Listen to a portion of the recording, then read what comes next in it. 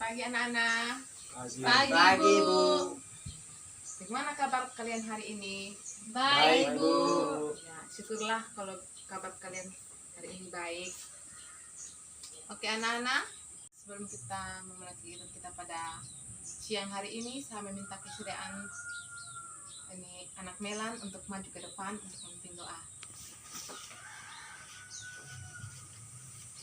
Baik teman-teman dan ibu guru, sebelum kita mulai kegiatan hari ini, mari kita berdoa. Berdoa mulai. Berdoa selesai.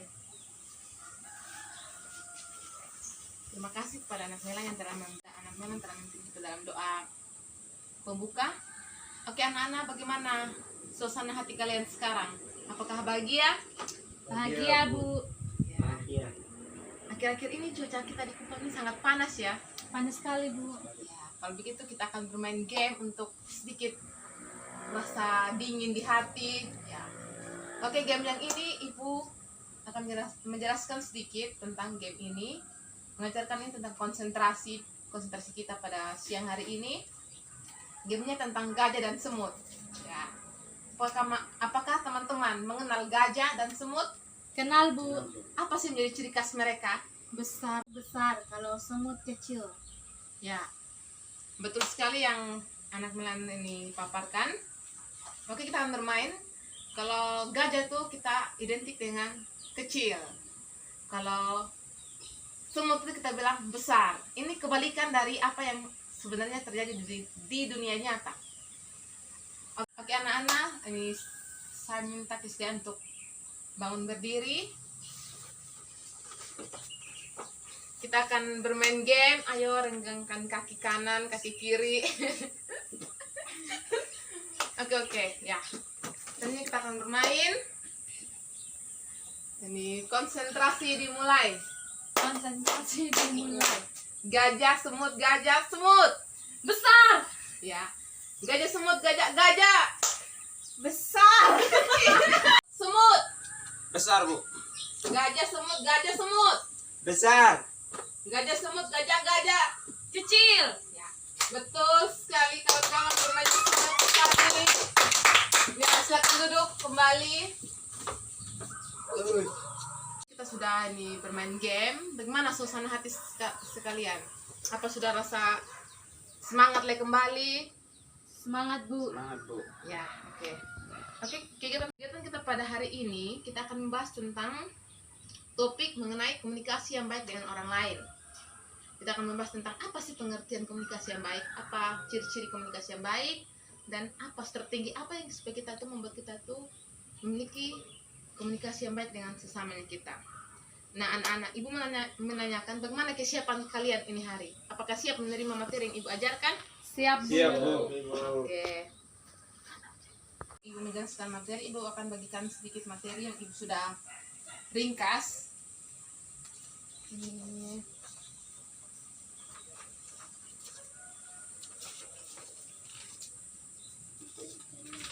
Oke.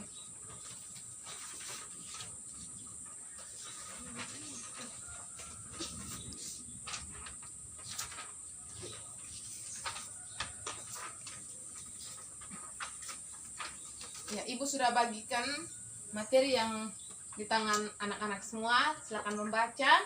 Dan Ibu akan menjelaskan beberapa hal penting. Sebelum Ibu menjelaskan, Ibu bertanya, menurut kamu sih apa sih komunikasi? Saya, Bu. Komunikasi adalah cara orang menyampaikan pendapatnya. Betul sekali. Ini komunikasi itu terjadi satu orang. Komunikasi itu bisa terjadi antara satu orang atau dua orang. 2 orang, Bu. Ya. Bagaimana kalau teman Anak Nona, bagaimana? Komunikasi itu terjadi bisa 2 orang sampai 3, 4 seperti itu. Betul sekali apa yang disampaikan oleh anak Melan dan anak Nona.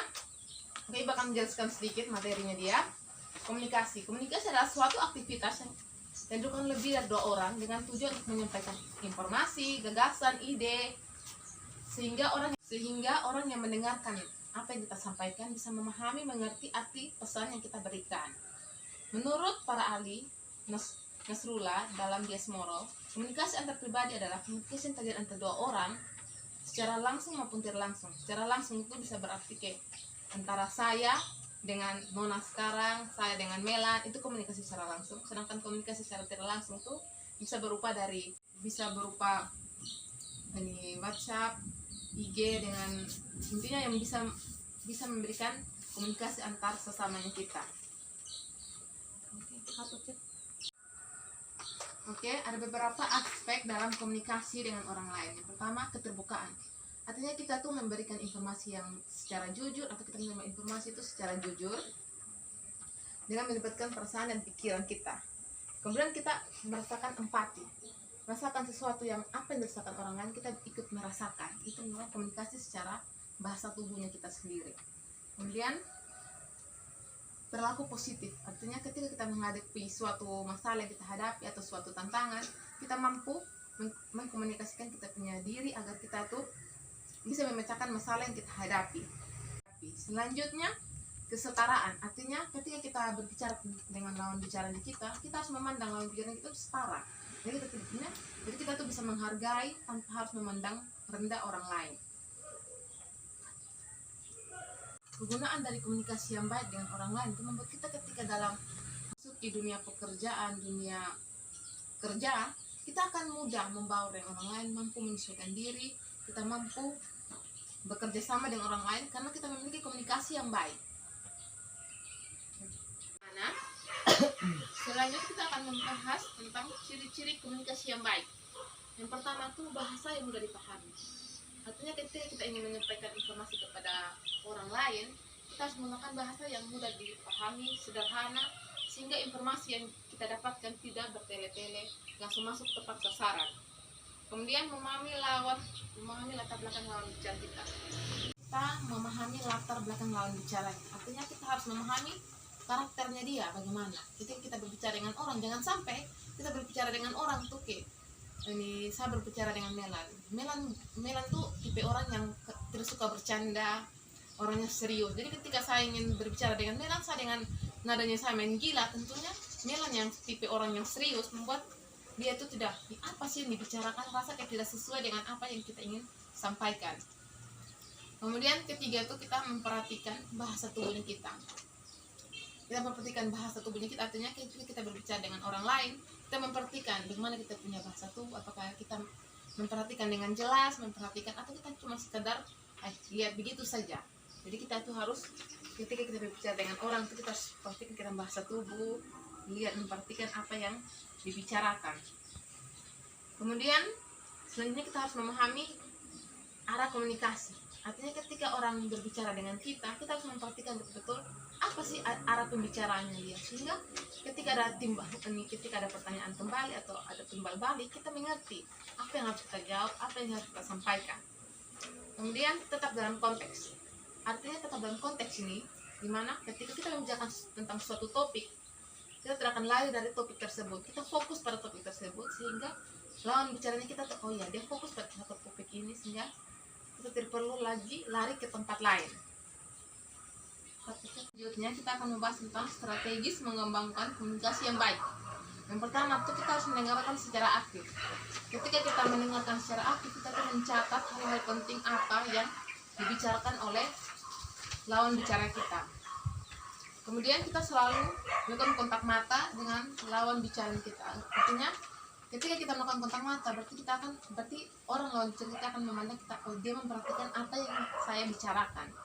Kemudian kita tetap berfokus artinya kita fokus pada apa yang menjadi lawan bicaranya kita, fokus apa yang menjadi pembicaraannya dia.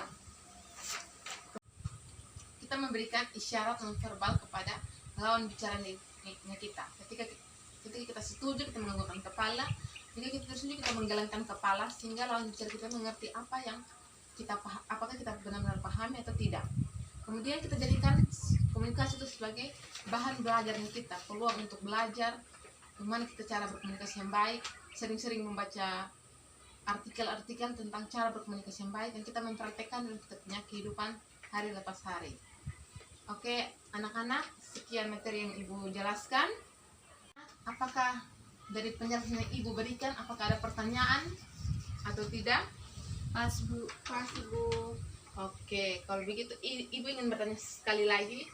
Menurut Melan, bagaimana ini ciri-ciri orang yang berkomunikasi yang baik? Ya, pertama itu mendengar secara aktif. Yang kedua itu sering pada saat berkomunikasi kita melakukan kontak mata dengan pembicara. Tidak boleh lihat ke sana ke sini.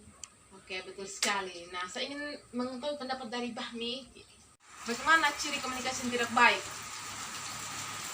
Ciri contoh atau komunikasi yang tidak baik dengan orang lain, pertama itu kita sudah fokus kepada lawan bicara kita. Yang kedua itu kita bicara dengan lawan bicara kita yang tidak sesuai dengan topik lawan bicara kita yang nanti dia bicarakan. Lalu yang ketiga itu apa namanya, bahasa tubuh yang tidak sesuai dengan apa yang kita bicarakan terhadap lawan bicara kita. Betul sekali yang Bahmi jelaskan. Jadi teman-teman, ketika kita akan berbicara dengan orang lain, kita harus memperhatikan bahasa tubuhnya kita, memperhatikan lawan bicaranya kita, fokus matanya kita. Nah, sekarang Ibu ingin mendengarkan simpulan dari anak Nona. Bagaimana simpulan dari materi ini hari?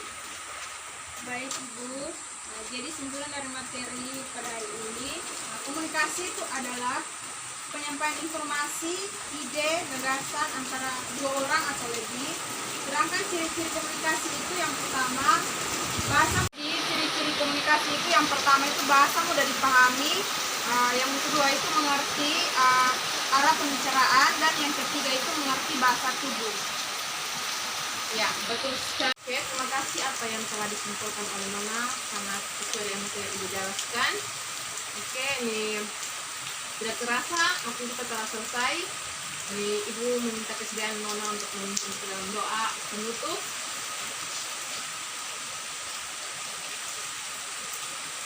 Baik, terima kasih teman-teman semua. Ibu dan teman-teman semua, sebelum kita mengakhiri kegiatan kita pada siang hari ini, marilah kita berdoa. Berdoa mulai. Berdoa selesai. Terima kasih atas kesediaan anak Nona memimpin kita dalam doa penutup. Ibu rasa sampai di sini kita punya kegiatan, dan sampai jumpa di minggu depan lagi.